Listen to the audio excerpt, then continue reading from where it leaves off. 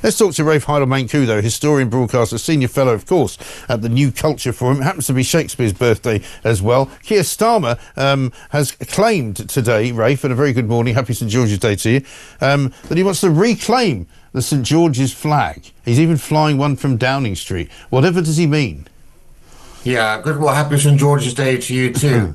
Yeah, this is completely faux patriotism from Starmer and Labour. Nobody falls for any of this nonsense. We know that the left absolutely hate nationalism. They hate the nation states. They're internationalists. Many of Starmer's MPs don't even believe in borders. I mean, what we really know is, of course, Labour were hammered in previous elections because they were deemed to be unpatriotic. So we get these sort of cringeworthy statements that you're referring to, the silly event he had at 10 Downing Street where he's cosplaying as some sort of patriot. But, of course, they're running scared of Nigel Farage and Reform, where, of course, many of the old school Labour voters, traditional anti-woke patriotic voters have gone. But yeah, you're right here. Look, let's be clear. The English flag does not need to be reclaimed from anybody. Right. Starmer has created a complete straw man here. What he's actually saying, or what he's implying, I should say, is that the English flag is mostly associated with the far right and with racists. And that's absolutely insulting. Yeah. It's also not true, by the way. I mean, I'm getting lots of people sending me lovely pictures of their St George's flag, proudly displayed outside their homes in various different ways. And these are not people who are far right. These are not people who are racist. These are people who are simply proud to be English. Yeah, look, I've said many times, the English are the only people on this island whose patriotism is always derided and denigrated by people in power. When the Scots and the Welsh quite rightly wave their flags with great gusto, it's called progressive nationalism. Yes. When the English do it, it's racist. Well, I'm sorry, that's hugely offensive. You've got all those nice pictures you've seen. There is nothing that is more serene and quintessentially English than the flag of St George flying above some ancient church in a beautiful English churchyard somewhere, or on an English green, during a cricket match. And to associate it with the Southport protest, as you did in Downing Street yesterday, is disgraceful. I mean, you didn't even get Joe Biden or Kamala Harris doing that after January the 6th. No. When you have protesters with the American flag going into the Capitol building, they didn't say, we need to reclaim the stars and stripes.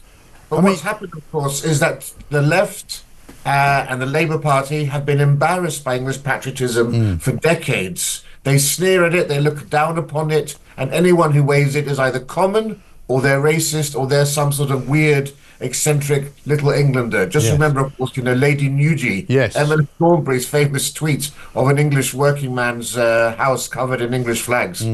I know, and she absolutely mocked it and derided it and was most disrespectful, not only to the flag, but also to him. But also, doesn't this tell you where the Labour Party are coming from? Because at this Downing Street event where he talked about reclaiming the flag, he hosted it for NHS staff, police workers and charity workers. And I mean, it's as though they live in this kind of altered state of reality where they think that these are the people that build Britain. The NHS didn't build Britain, despite what the opening ceremony at the Olympic Games might have told you. It's a failed system that doesn't work. Most people who use it are very dissatisfied with it. The trust in it has disappeared. And yet, Keir Starmer wants to still get out on the steps of Downing Street and clap people who work in it. The police basically have lost the confidence of most of the people of this country because of the woke nonsense that their superiors tell them to do, where they send 10 people around to knock on your door because you've been either flying the St George's flag or you've been complaining about trans women. And as for charity workers, well, I'm sorry, they don't give the British economy any sort of plus marks whatsoever.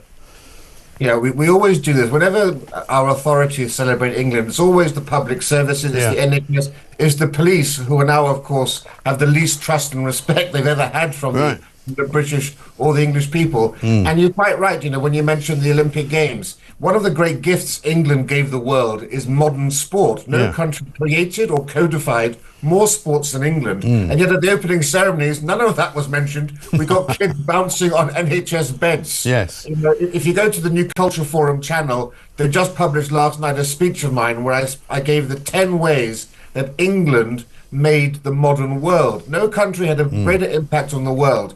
That's what Keir Starmer should be focusing on. You know, the Americans never take any problem saying we're the world's greatest nation. Yeah. Well, England actually has had a bigger impact than anybody else. That's a cause for celebration. You know, from the English language, the common law, Parliament, the British Empire. There's so much that we've given the world. The Industrial Revolution.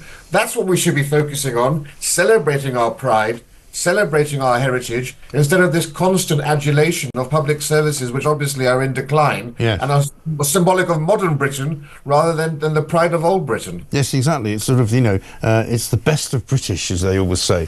Well, if that's the best of British, then I'm very sorry if that's as good as we can do. But listen, enjoy the day. Thank you very much indeed. Rafe Heydel-Mankoo, historian, broadcaster, senior fellow at the New Culture Forum, telling us that we've got much to be proud of here in Britain.